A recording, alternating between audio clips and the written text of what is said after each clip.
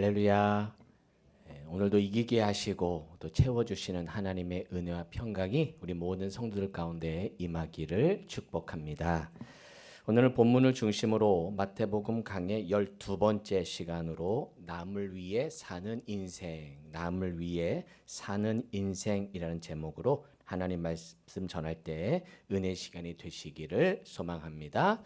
우리 서로를 인사하겠습니다. 남을 위해 한번 살아봅시다. 남을 위해 한번 살아봅시다. 우리 옆 분단하고도 눈인사 하시면서 남을 위해 한번 살아봅시다.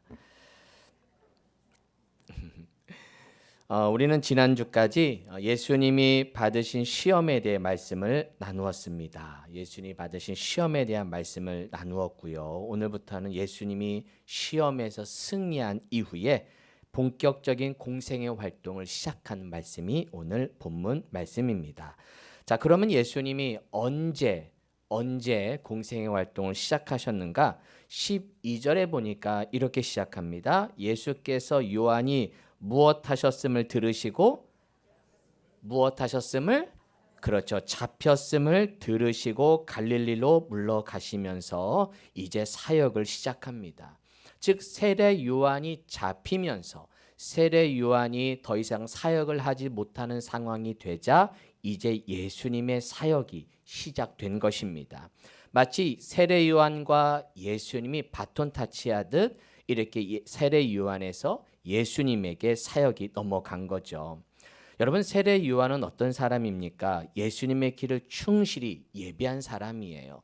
최선을 다해 사역한 선지자입니다. 요단강에서 세례를 베풀며 사역했던 이 세례 요한. 세례 요한은 그 당시에 인기가 되게 많았어요. 인기가 많아서 사람들이 세례 요한을 보러 또 세례도 받으러 올 뿐만 아니라 그냥 구경하러, 그냥 너무 센세이션한 그 당시에 인싸여가지고 많은 사람들이 세례 요한을 보러 왔습니다. 그러나 세례 요한은 이 인기에 흔들리지 않습니다. 자신의 본문을 잊지 않게 되죠. 3장 누가복음에 보게 되면 이런 세례 요한이 이렇게 얘기합니다. 나보다 능력이 많으신 이가 오시나니 나는 그의 신발끈을 풀기도 감당하지 못하겠노라. 그는 성령과 불로 너희에게 세례를 베푸실 것이요. 나는 내 뒤에 오는 분을 내가 감당할 수 없다. 성령과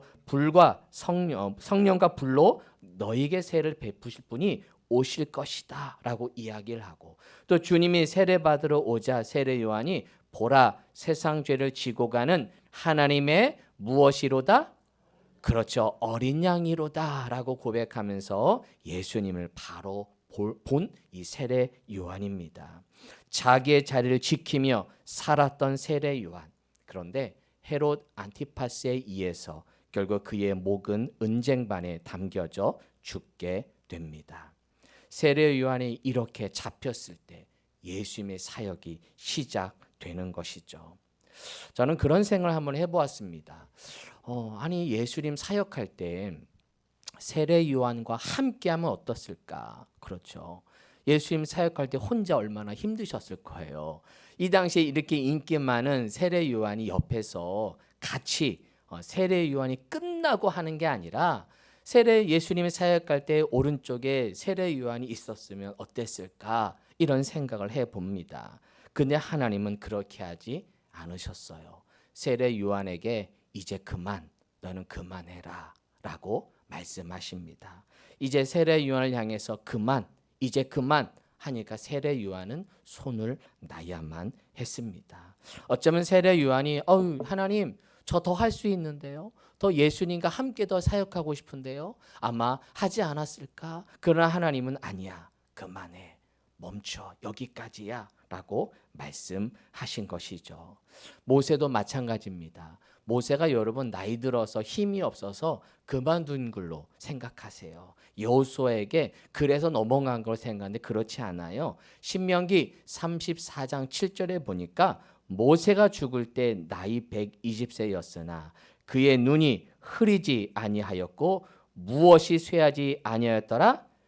무엇이 기력이 몇 세까지? 120세까지. 할렐루야. 우리 장로님 권사님들 120세까지 기력이 쇠하지 않게 되길 축복합니다. 아멘이 크신데요. 맞아요. 건강하게 기력이 쇠하지 않고 눈이 흐리지 아니할 정도로 아주 강건한 은혜가 우리 성들에 있게 될 줄로 믿습니다. 모세는 힘이 없어서 그만둔 게 아니에요. 하나님이 이제 그만라고 했기 때문에 멈춘 것이죠. 내가 하고 싶어서 하는 것도 아니고 내가 하기 싫어서 하지 않는 것 아닙니다. 하나님이 이제 그만하라고 했을 때 세례 요한도 멈추게 되고 모세도 멈추게 되는 것이죠. 그렇게 따져보면 우리의 시간은 우리 것이 아닙니다. 우리의 시간은 우리 것이 아닙니다. 시작. 우리의 시간은 인정하십니까? 네, 내 시간 내 게 아니에요. 내가 하고 싶어서 할 수 있는 게 아닙니다. 여러분에게 시간이 주어졌을 때 하나님께 충성하는 우리 성도들 되기를 축복합니다. 하나님이 건강 주셨을 때 하나님께 열심히 충성하시고 믿음 주셨을 때 이제 그만하고 하기 전까지 이제 그만 멈춰. 더 하고 싶은데요. 이미 늦었어요. 지금 하라고 할 때, 지금 믿음 주실 때 하나님께 충성하는 우리 성도들 되시기를 축복합니다. 전에 제가 사역했을 때 은빛 교구를 담당한 적이 있어요. 은빛 교구. 무슨 교구? 무슨 교구 같아요, 여러분? 은빛 교구 하니까.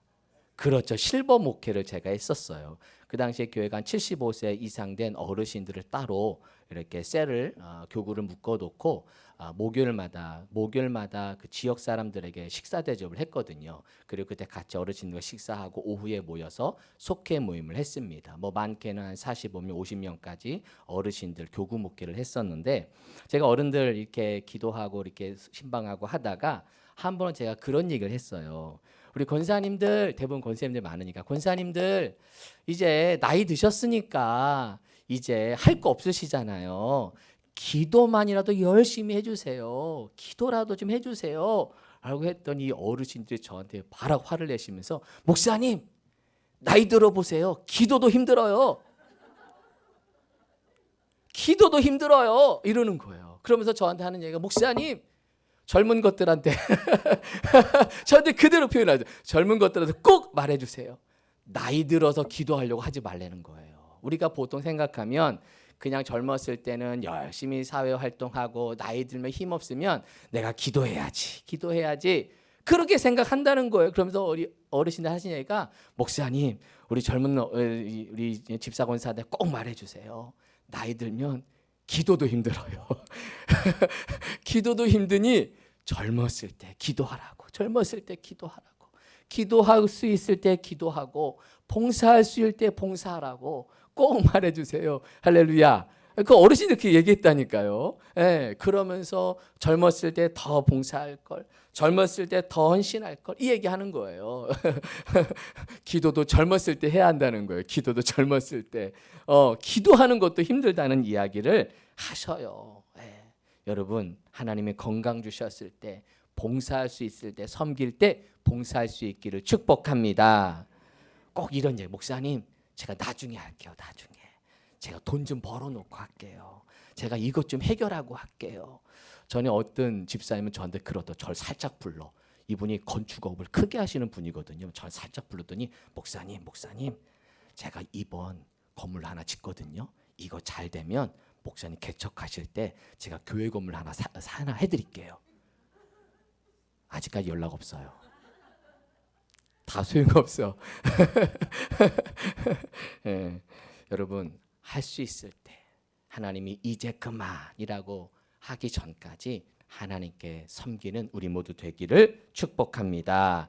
지금 기도할 때입니다. 시작. 지금 기도할 때입니다. 나라를 위해, 교회를 위해, 여러분의 가정을 위해 여러분 기도할 수 있기를 축복합니다. 지난주 금요일에 교인들이 많이 오셨어요. 나는 뭐 휴고 난 줄 알았어요. 막 교인들이 몰려오는 거예요. 그래서 무슨 일 있나? 그랬더니 우리 아내가 신나서 숫자를 셌나 봐요. 20명 왔대. 20명, 20명. 그러면서 하는 얘기가 여보 특별 금요기도회 말고 평일 금요기도회 제일 많이 나왔어. 그래도 또 이렇게 강조했더니 나와주셔서 감사합니다. 또 거룩한 부담을 갖고 나오신 분들, 내가 기도해야 하기에, 기도가 살아야 여러분 교회와 나라, 그리고 우리 장로님 기도해 주셨듯이 나라 위한 기도, 교회를 위한 기도, 여러분의 가정을 위한 기도를 끊임없이 할 수 있기를 축복합니다. 우리 교회는 희망이 있습니다. 시작. 우리 교회는 기도하는 교회는 희망이 있습니다. 시작. 기도하는 교회는 희망이 있습니다. 기도하는 가정은 희망이 있습니다. 시작. 기도하는 가정은 할렐루야. 기도할 수 있을 때, 그런 시간 주셨을 때 이제 그만 멈춰서라고 하기 전까지 하나님께 열심히 기도할 수 있기를 축복합니다. 제가 전에 이런 얘기 한 것 같은데 여러분 눈물을 요렇게 흘릴 때 기도하셔야 돼요. 요렇게 흘리기 시작하면 늦어요.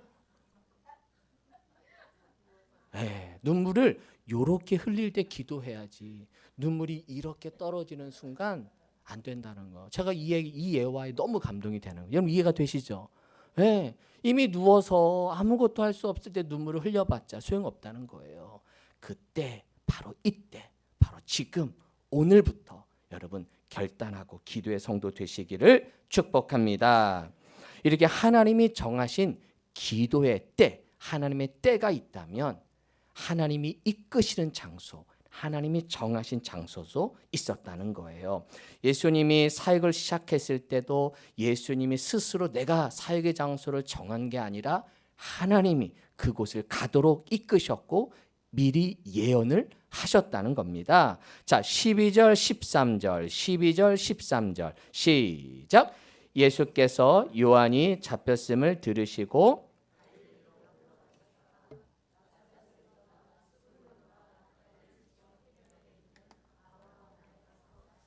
자, 여기 한번 본문을 잘 보시면 여러분 현재 개역개정 보고 계신데 개역개정 잘 보시면 갈릴리로 물러가셨다가 13절 나사렛을 떠나 스불론 납달리 지경 해변에 있는 가버나움에 가서 사시니 이렇게 막 지역이 나오다 보니까 도대체 어디에 가셨다는 거야? 그래서 결론이 뭐야? 저도 이 개역개정 읽어보면 조금 어려워요. 갈릴리로 물러가셨다고요? 물러가신 말은 또 뭐야? 제가 공동번역을 가져왔어요. 공동번역. 자, 12절. 요한이 잡혔다는 말을 들으시고 예수께서는 다시 어디로 가셨다? 갈릴리로 가셨어요. 그러나 나사렛에 머물지 않으시고 스불론과 납달리 지방 호숫가에 있는 가버나움으로 가서 사셨다. 아니 갈릴리로 가셨는데 또 나사렛에 머물지 않으시고 또 가버나움에 가서 사셨다는 거예요. 자, 이걸 좀 이해하셔야지. 이제 먼저 저를 보세요. 우리가 성경 지명을 볼 때 이 지명의 크기를 모르다 보니까 예를 들어 서울시 안에 성동구가 있잖아요. 그렇죠. 자, 서울을 가. 그리고 서울을 가. 나는 성동구를 가. 성동구를 간다는 얘기는 어디를 간다는 얘기예요? 서울을 간다는 거죠. 그렇죠. 우리는 서울시, 성동구, 시와 구가 지명 안에 있어서 크기와 그 안에 있는 도시가 구분이 돼요. 근데 성경 지명은 이게 구인지 시인지 동인지 리인지 몰라요. 그래서 여기서 이해해야 될 게 뭐냐면 자, 갈릴리로 가셨다. 갈릴리는 큰 도시예요. 갈릴리란 큰 도시 안에 나사렛이 있는 거예요. 뭐가 있다? 나사렛. 그래서 갈릴리 나사렛. 시작. 갈릴리 나사렛. 이렇게 자꾸만 말을 하시면 좋아요. 갈릴리 나사렛. 갈릴리 가버나움. 시작. 갈릴리 가버나움. 가버나움도 갈릴리란 큰 도시 안에 있는 갈릴리라는 도시가 있다는 거예요.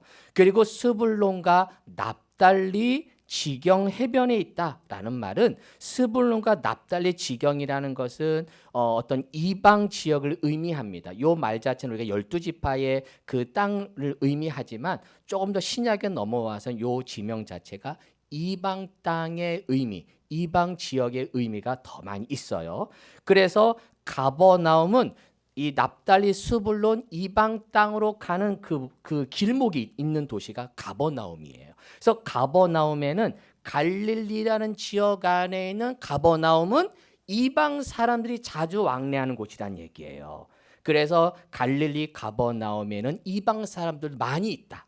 즉 예수님이 가신 갈릴리 가버나움이란 도시는 이방 사람들이 있는 그곳에 예수님이 가셨다는 겁니다. 제가 지도를 하나 가져왔는데요. 이렇게 갈릴리라는 큰 도시 안에 저 안에 여러분 보이나요? 뭐 가버나움도 있고 디베라도 있고 나사렛도 있고 이렇게 큰 지역, 갈릴리란 큰 지역 안에 작은 도시들이 있고요. 저 갈릴리란 큰 지도 안에 스불론 납달리도 여기에 포함이 돼요. 그래서 12지파가 분배될 때 그 갈릴리란 지역이 스불론 납달리가 그쪽 지파 땅이 되기도 합니다. 그러나 여기서 말한 스불론 납달리의 의미는 이방 땅의 의미가 더 많이 있다는 것을 여러분 보시고, 자, 그리고 다시 한번 말씀을 볼게요.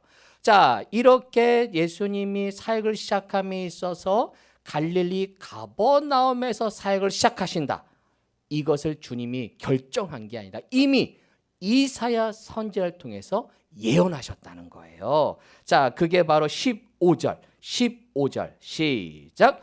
스불론 땅과 납달리 땅과 요단강 저편 해변 길과 이방의 갈릴리여, 이방의 갈릴리 밑줄 그어주시고, 이방의 갈릴리는 뭐냐? 바로 이 중요한 이 이사야 9장 1절에 이미 예언한 말씀, 이미 이사야를 통해서 하나님이 말씀하셨다는 거예요. 하나님이 예언하셨다는 거예요. 즉 스불론 땅과 납달리 땅의 이방의 갈릴리에 빛이 나타날 것이다. 그곳에서 주님이 사역을 시작하실 것임을 이미 예언하셨다는 겁니다. 즉 이방 땅, 아까 제가 말씀드렸죠. 스불론 납달리가 왕래하는 길목에 있는 가버나움이기 때문에 예수님이 가버나움 사역을 시작함에 있어서 그곳은 이방 사람들이 많은 곳이에요. 그렇게 주님은 이 장소를 하나님이 이끌어 주셨다는 겁니다.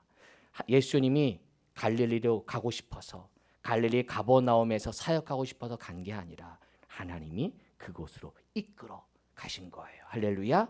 우리가 섬기는 곳, 우리가 사역하는 곳, 우리가 섬기는 모든 곳은 내가 정하는 게 아니에요. 하나님이 정해주시는 곳, 하나님이 이끄시는 곳에 우리가 갈 수 있기를 축복합니다.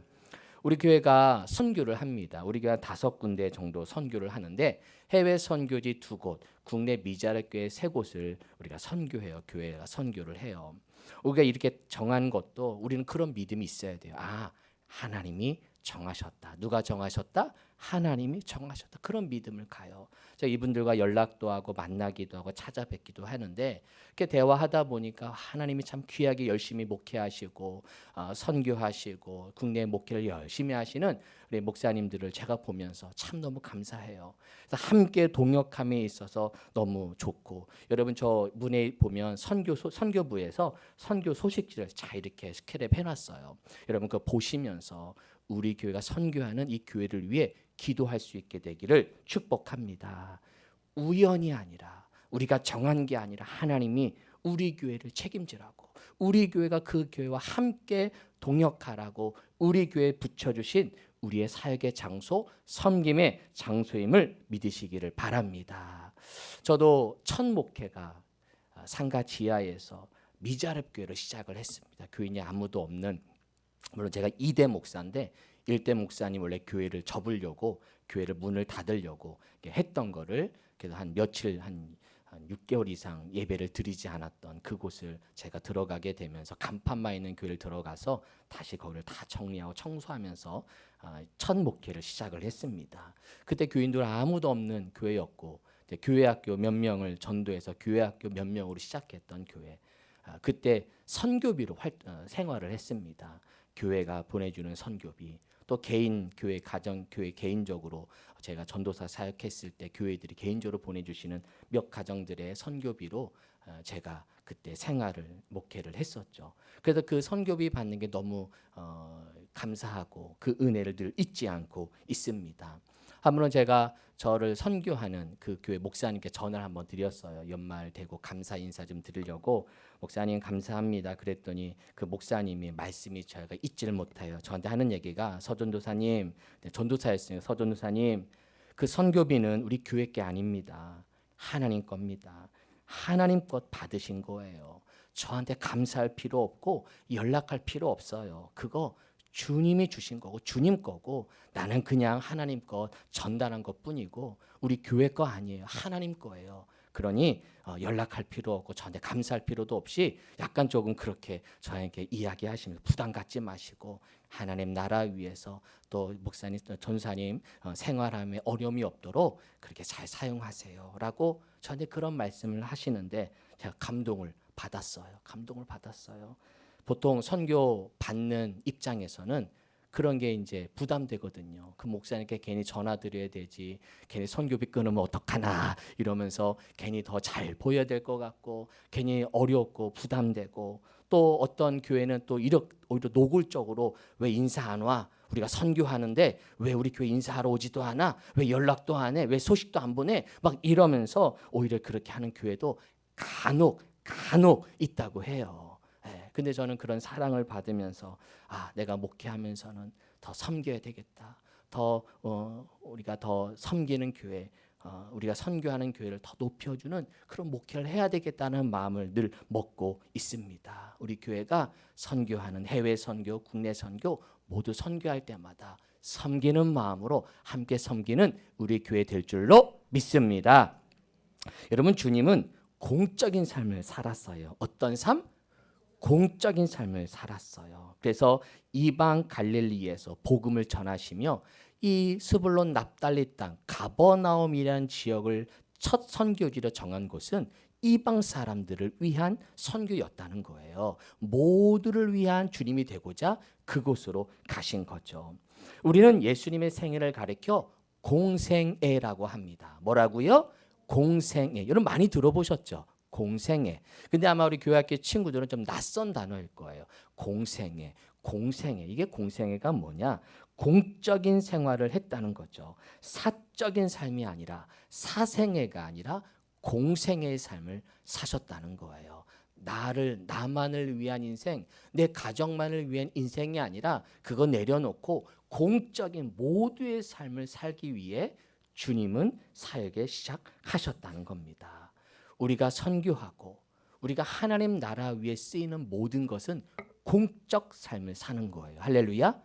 예수님만 공생애를 사는 것이 아니라 여러분의 인생 모두가 다 공생의 인생임을 믿으시길 바랍니다. 여러분 교회 와서 헌신하고 하나님 나라 위에 하는 모든 행위들은 나를 위한 게 아니에요. 하나님의 나라 위에 섬기는 줄로 믿습니다. 하나님 나라 위에 섬길 때 우리는 공적인 삶, 공생애를 살고 있는 겁니다. 저는 우리 성도들이 나만의 인생이 아니라 나를 위한 인생이 아니라 모두를 위한 우리 모두를 위한 섬기는 그런 믿음의 성도들 되시기를 축복합니다. 우리가 우리 김성호 목사님의 두 자녀 예원 예주의 대학 등록금을 우리가 지원하고 있습니다. 근데 제가 우리 재무부장한테 전에 이런 제안을 한번 해드렸어요.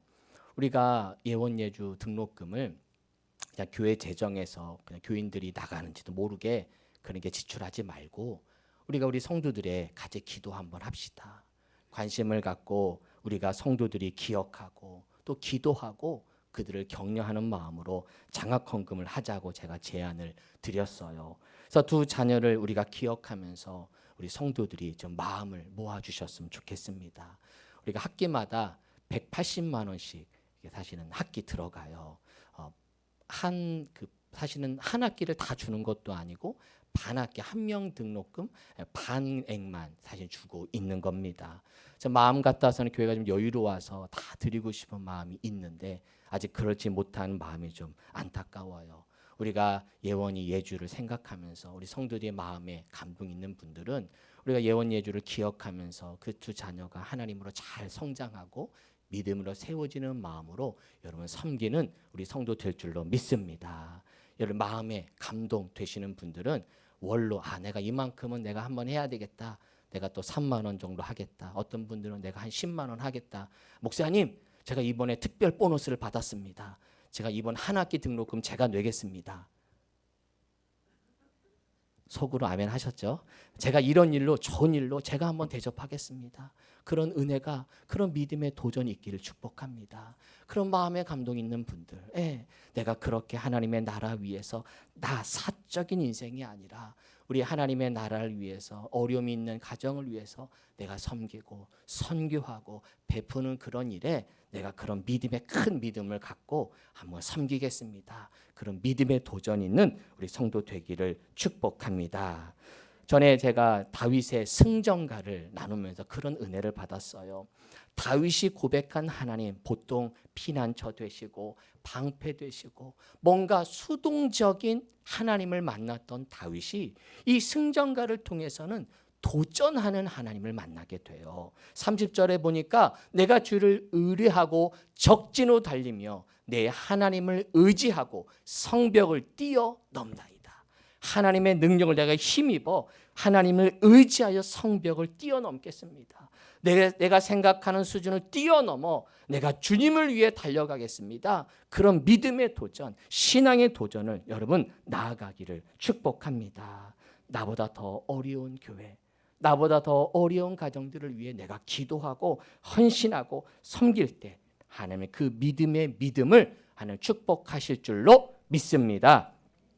여러분 열왕기상 8장에 보게 되면 이 새 성전을 솔로몬이 짓고 성막에서 성전으로 이제 언약궤와 성막 기구들을 옮기게 됩니다.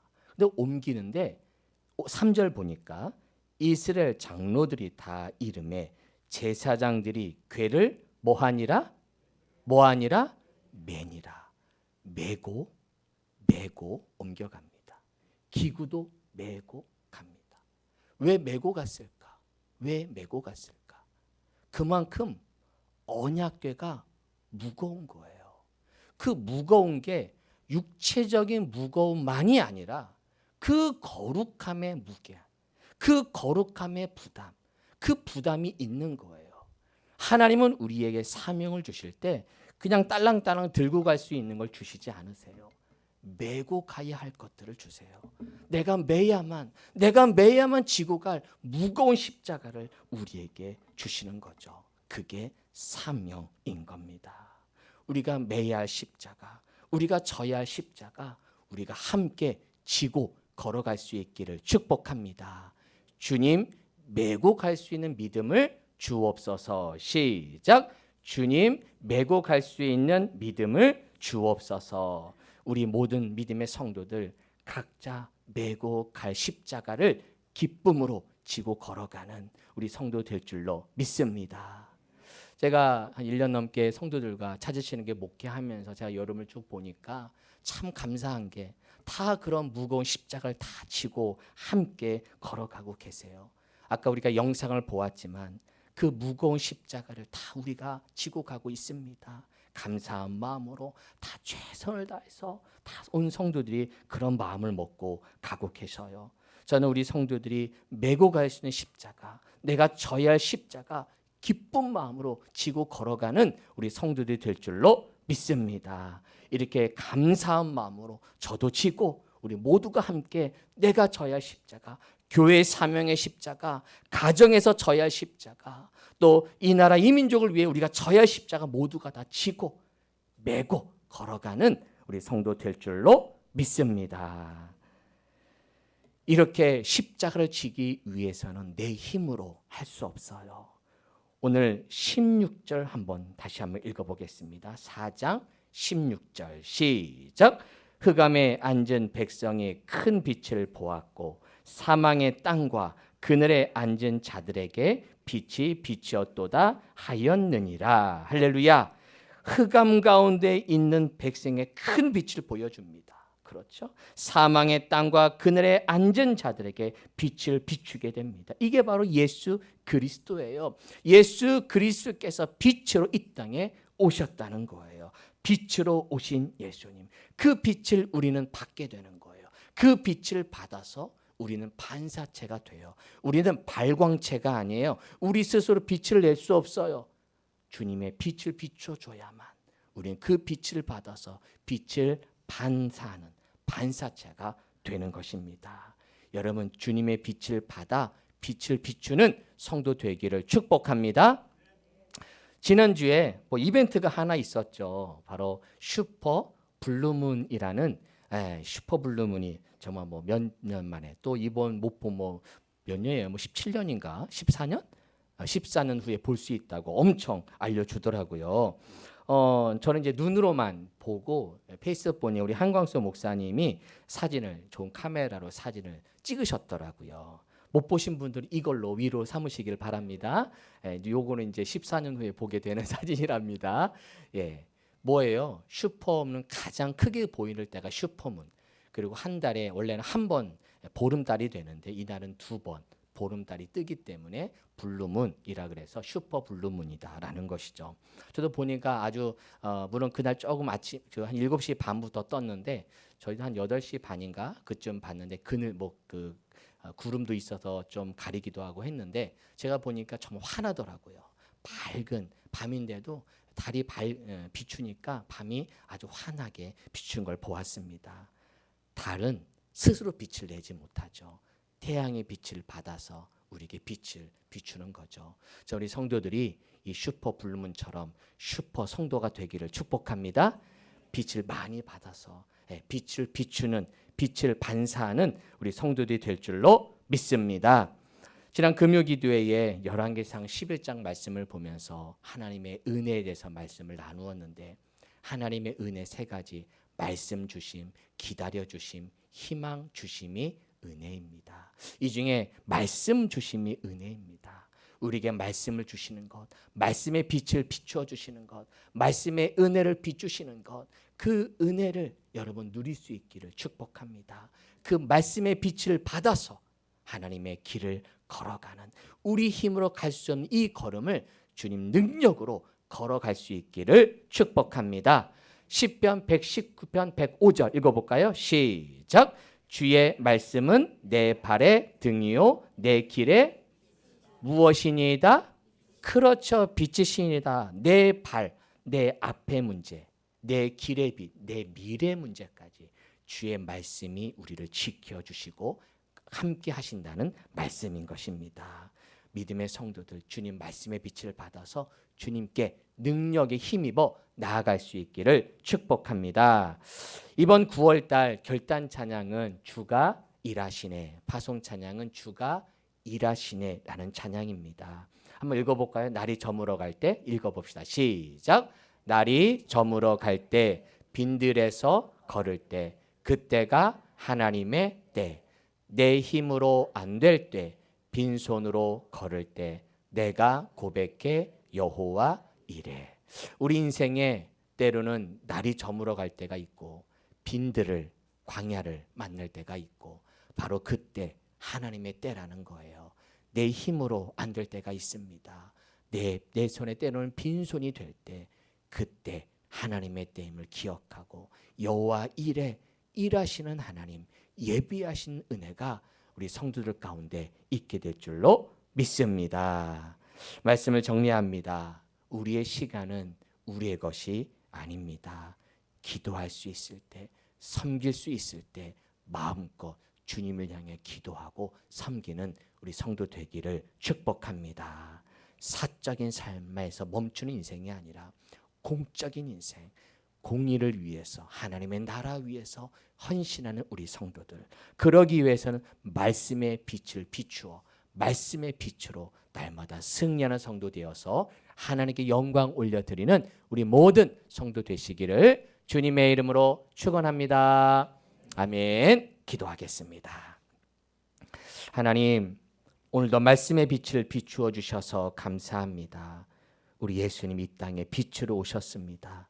그 빛을 받아 공적인 삶, 공생애를 살아가셨습니다. 우리도 주의 말씀의 빛을 비추어 나도 주님의 은혜로 여기까지 오게 하시고 여기까지 축복하셨으니 이제는 나만의 인생이 아니라 남을 위해 사는 인생, 남을 섬기는 인생, 남을 돕는 인생, 남의 교회, 우리 교회만을 위한 교회가 아니라 다른 교회를 섬기는 교회, 다른 이웃을 섬기는 교회, 하나님 나라를 위해 헌신하는 우리 찾으시는 교회가 될 수 있도록 축복하여 주옵소서. 예수님의 이름으로 기도하옵나이다. 아멘.